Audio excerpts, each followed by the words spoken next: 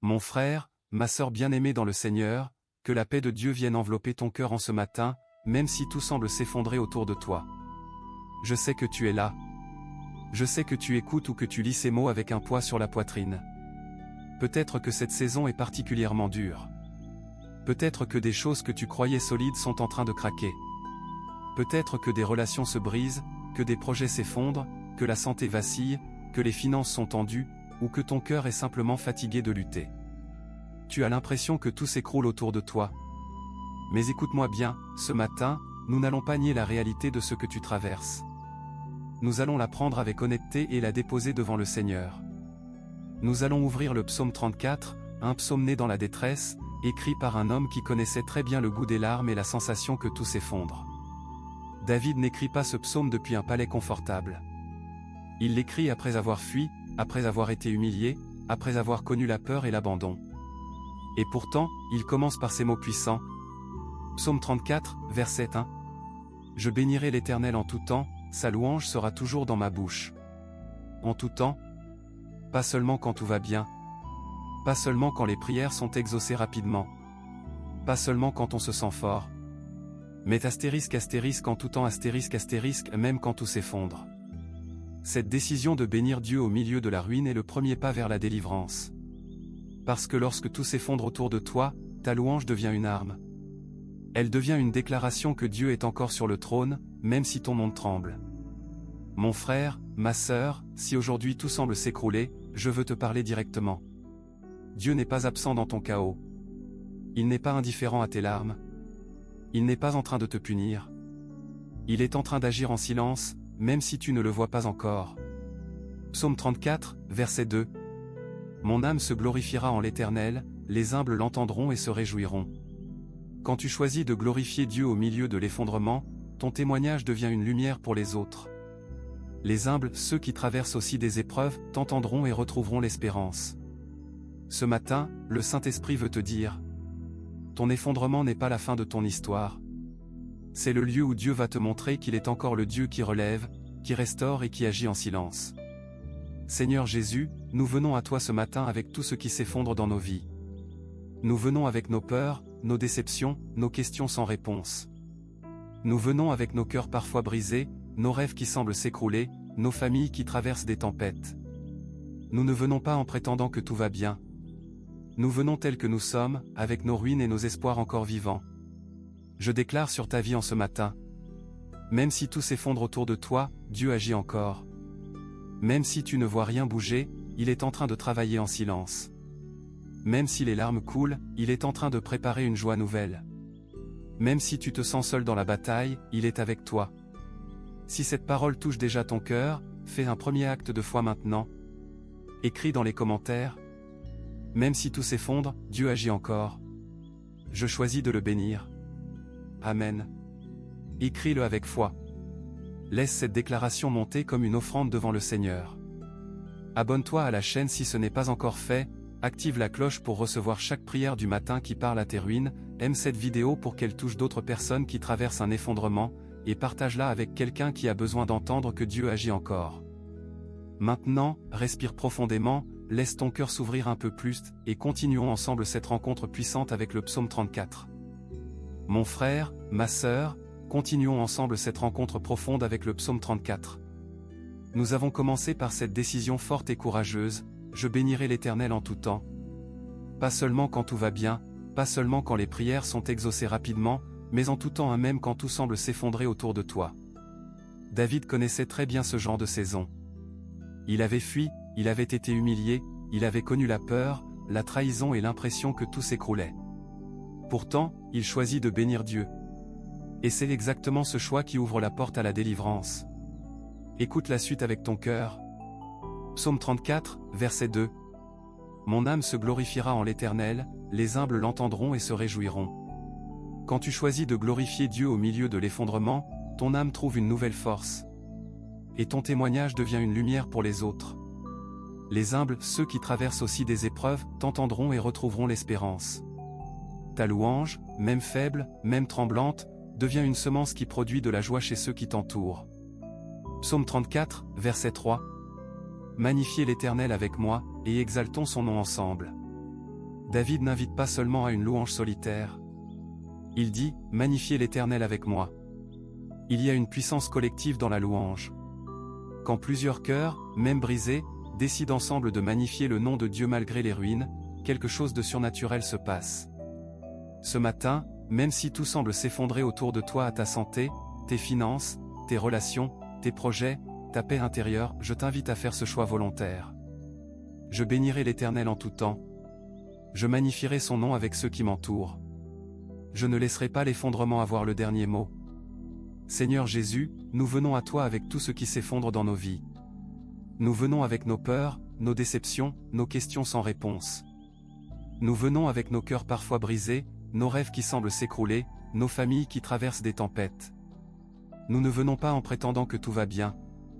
Nous venons tels que nous sommes, avec nos ruines et nos espoirs encore vivants. Aide-nous à bénir ton nom même quand les larmes coulent. Aide-nous à magnifier ta grandeur même quand nous ne comprenons rien. Aide-nous à trouver dans notre âme une louange qui refuse de se taire.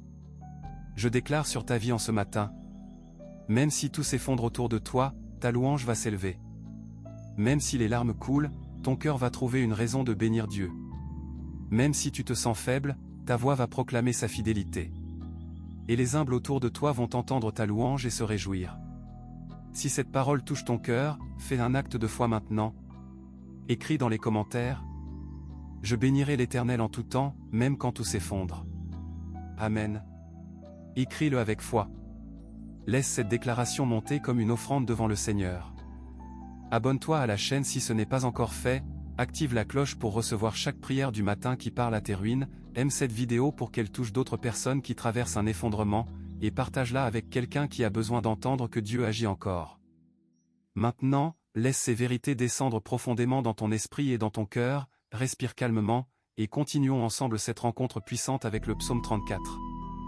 Mon frère, ma sœur, continuons ensemble cette rencontre profonde avec le psaume 34. Nous avons vu que David choisit de bénir l'Éternel en tout temps, même au milieu de ses larmes et de ses combats. Nous avons entendu son invitation à magnifier Dieu ensemble. Maintenant, le psaume nous montre comment cette louange devient le chemin vers la délivrance. Écoute ces paroles avec ton cœur. Psaume 34, verset 4. J'ai cherché l'Éternel, et il m'a répondu, il m'a délivré de toutes mes frayeurs. David ne dit pas qu'il a cherché des solutions humaines, ni qu'il a cherché à comprendre pourquoi tout s'effondrait. Il dit, j'ai cherché l'Éternel. Et la réponse est venue. Pas une réponse partielle, mais une délivrance complète, il m'a délivré de toutes mes frayeurs. Abonne-toi cher bien-aimé. Ce matin, si tout s'effondre autour de toi, le Saint-Esprit t'invite à faire le même choix que David. Au lieu de chercher désespérément des issues humaines, cherche d'abord l'Éternel. Cherche sa face. Cherche sa voix. Cherche sa présence. Et il te répondra. Il te délivrera de toutes tes frayeurs, celles qui t'empêchent de dormir la nuit, celles qui te serrent la poitrine le matin, celles qui te murmurent que tout est fini. Psaume 34, verset 5. Ceux qui regardent à lui sont rayonnants, et leur visage n'est pas couvert de honte. Regarde à lui. Ne passe pas ta journée à fixer tes ruines, tes pertes, tes échecs. Regarde à lui. Et quand tu regardes à lui, quelque chose change sur ton visage. La honte s'en va. L'inquiétude s'efface. Une lumière, une paix, une assurance apparaissent. Ton visage devient rayonnant, non pas parce que les problèmes ont disparu, mais parce que ton regard est fixé sur celui qui est plus grand que les problèmes. Psaume 34, verset 6. Cet homme pauvre a crié, et l'Éternel l'a entendu, et il l'a sauvé de toutes ses détresses. David se présente ici comme « cet homme pauvre ». Il ne parle pas forcément de pauvreté matérielle, mais d'un état d'humilité et de dépendance totale. Il reconnaît qu'il n'a rien par lui-même. Et c'est précisément dans cette position d'humilité que le miracle se produit, il a crié, et l'Éternel l'a entendu. Il l'a sauvé de toutes ses détresses. Ce matin, si tu te sens pauvre en force, pauvre en espérance, pauvre en solution, sache que c'est exactement la position où Dieu agit le plus puissamment. Il entend le cri de l'homme humble. Il sauve de toutes les détresses, pas de certaines, de toutes. Psaume 34, verset 7. L'ange de l'Éternel campe autour de ceux qui le craignent, et il les délivre. L'ange de l'Éternel ne passe pas seulement de temps en temps. Il campe. Il s'installe. Il reste. Ils forment comme une protection invisible autour de ceux qui craignent Dieu. La crainte de Dieu n'est pas la peur servile, mais le respect profond, l'amour révérentiel, le désir de marcher dans ses voies. Quand tu choisis de vivre dans cette crainte respectueuse, tu vis sous une protection divine constante. Je déclare sur ta vie en ce matin: l'ange de l'Éternel campe autour de toi et de ta famille.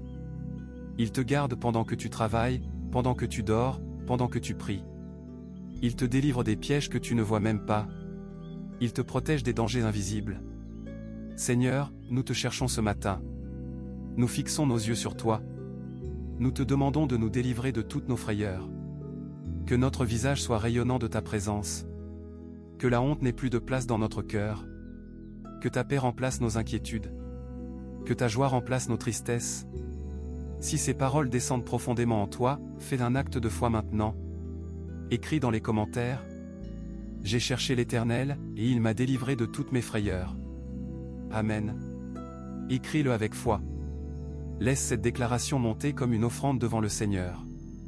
Abonne-toi à la chaîne si ce n'est pas encore fait, active la cloche pour recevoir chaque prière du matin qui parle à tes ruines, aime cette vidéo pour qu'elle touche d'autres personnes qui traversent un effondrement, et partage-la avec quelqu'un qui a besoin d'entendre que Dieu agit encore. Maintenant, laisse ces vérités s'enraciner encore plus profondément dans ton esprit et dans ton cœur, respire calmement, et continuons ensemble cette rencontre puissante avec le psaume 34. Mon frère, ma sœur, continuons ensemble cette rencontre profonde avec le psaume 34. Nous avons vu David choisir de bénir l'Éternel en tout temps, même au milieu des ruines. Nous l'avons entendu inviter les autres à magnifier Dieu avec lui.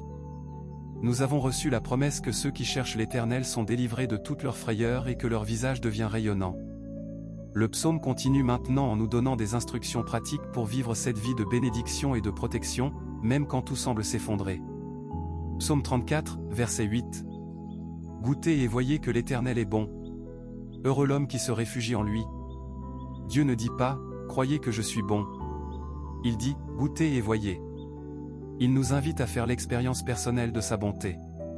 Comme on goûte un aliment pour savoir s'il est bon, Dieu nous invite à goûter sa présence, sa paix, sa provision, son réconfort.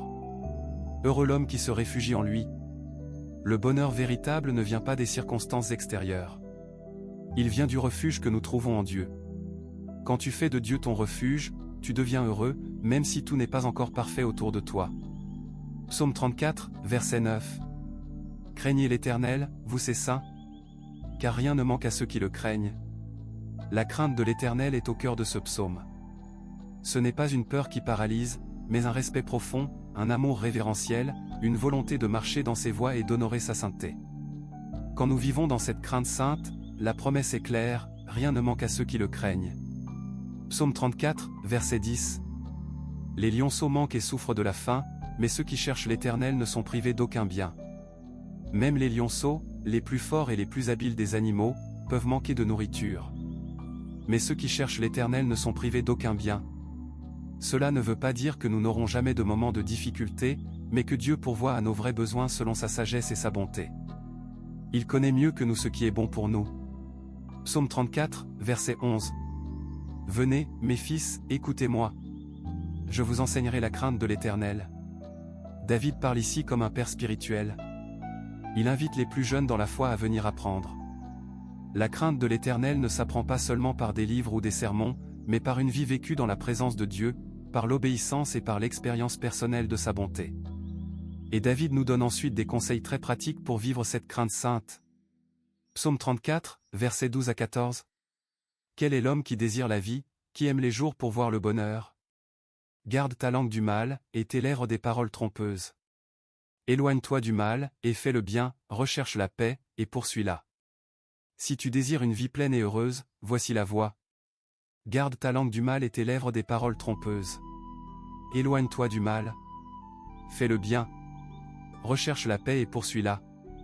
Ces instructions sont simples, mais elles demandent une vraie discipline quotidienne. Ce matin, le Saint-Esprit t'invite à examiner ta langue, tes paroles, tes choix et ton attitude envers la paix. Une langue contrôlée, une vie qui s'éloigne du mal, un cœur qui fait le bien et qui poursuit la paix, voilà le chemin de la bénédiction, même quand tout s'effondre autour de toi. Seigneur, nous voulons apprendre la crainte de l'Éternel. Apprends-nous à garder notre langue du mal. Apprends-nous à éloigner nos lèvres des paroles trompeuses. Apprends-nous à nous éloigner du mal et à faire le bien. Apprends-nous à rechercher la paix et à la poursuivre activement. Je déclare sur ta vie en ce matin. Rien ne manquera à ceux qui craignent l'Éternel. Tu ne seras privé d'aucun bien en cherchant Dieu. Ta langue sera gardée du mal. Tes paroles seront remplies de grâce et de vérité. Tu t'éloigneras du mal et tu feras le bien. Tu rechercheras la paix et tu la poursuivras. Si ces paroles descendent profondément dans ton cœur, fais un acte de foi maintenant. Écris dans les commentaires. Je crains l'Éternel, je recherche la paix et je fais le bien. Amen. Écris-le avec conviction. Laisse cette déclaration être un engagement devant Dieu pour cette journée. Abonne-toi à la chaîne si ce n'est pas encore fait, active la cloche pour recevoir chaque prière du matin qui t'enseigne à marcher avec Dieu, aime cette vidéo pour qu'elle touche d'autres personnes qui traversent un effondrement, et partage-la avec quelqu'un qui a besoin d'entendre que Dieu agit encore. Maintenant, laisse ces instructions pratiques s'enraciner dans ton esprit, ouvre ton cœur encore plus, et continuons ensemble cette rencontre avec le psaume 34 jusqu'à la fin. Mon frère, ma sœur bien-aimée, nous arrivons à la fin de cette prière, mais pas à la fin de l'œuvre que Dieu est en train d'accomplir dans ta vie. Le psaume 34 ne se termine pas sur la détresse, ni sur les larmes, ni sur l'effondrement. Il se termine sur une victoire, sur une louange, sur une assurance profonde que Dieu agit encore, même quand tout semble s'écrouler. Écoutons la conclusion puissante du psaume. Psaume 34, verset 15. Les yeux de l'Éternel sont sur les justes, et ses oreilles sont attentives à leurs cris. Dieu te regarde. Ses yeux ne sont pas distraits. Ils sont posés sur toi. Ses oreilles ne sont pas fermées. Elles sont attentives à ton cri, même quand il est faible, même quand il est murmuré, même quand il est seulement dans ton cœur. Psaume 34, verset 18. L'Éternel est près de ceux qui ont le cœur brisé, et il sauve ceux qui ont l'esprit abattu. Si aujourd'hui ton cœur est brisé, si ton esprit est abattu, si tout semble s'effondrer autour de toi, sache que le Seigneur est particulièrement près de toi. Il n'est pas loin. Il est près. Et il sauve. Psaume 34, verset 19. Le juste a beaucoup de maux, mais l'Éternel le délivre de tous. La vie chrétienne n'est pas une vie sans épreuve. Le juste traverse beaucoup de maux. Mais la promesse est puissante, l'Éternel le délivre de tous. Pas de certains. De tous. Psaume 34, verset 22. L'Éternel rachète l'âme de ses serviteurs, et aucun de ceux qui se réfugient en lui ne sera puni. Tu es racheté. Tu es gardé. Tu es protégé quand tu te réfugies en Dieu. Aucun de ceux qui se réfugient en lui ne sera confondu. Ce matin, je proclame sur ta vie avec foi et autorité. Même si tout s'effondre autour de toi, Dieu agit encore. Même si ton cœur est brisé, il est près de toi. Même si ton esprit est abattu, il te sauve. Même si tu as beaucoup de maux, il te délivre de tous. Même si tu te sens seul dans la ruine, tu n'es pas abandonné. L'Éternel des armées est avec toi. Sa fidélité est ton bouclier. Sa bonté te poursuivra tous les jours de ta vie. Je déclare que ta vallée deviendra un lieu de source. Je déclare que ton cantique nouveau est en train de naître. Je déclare que beaucoup verront ce que Dieu aura fait pour toi et se confieront en l'Éternel. Seigneur Jésus, toi qui vois ceux dont tout s'effondre, penche-toi vers nous aujourd'hui. Entends nos cris. Restaure nos âmes. Délivre-nous de toutes nos frayeurs. Fais de nos ruines un témoignage vivant. Mets dans nos bouches un cantique nouveau. Que celui qui écoute cette prière ce matin ressente ta présence réelle. Que sa longue nuit trouve une aube nouvelle. Que sa douleur se transforme en louange. Que son effondrement devienne le lieu de sa plus grande victoire. Avant de commencer ta journée, je t'invite à sceller cette prière par un acte de foi sincère et puissant. Écris dans les commentaires. Même si tout s'effondre, Dieu agit encore. Je place ma confiance en lui. Amen. Écris-le avec tout ton cœur. Si cette prière t'a fortifié, aime cette vidéo maintenant pour qu'elle touche d'autres personnes qui traversent un effondrement. Abonne-toi à la chaîne et active la cloche pour recevoir chaque matin une nouvelle prière qui relève les cœurs brisés. Partage cette vidéo avec quelqu'un qui a besoin d'entendre que Dieu agit encore, même quand tout s'effondre. Va maintenant dans ta journée avec cette assurance profonde.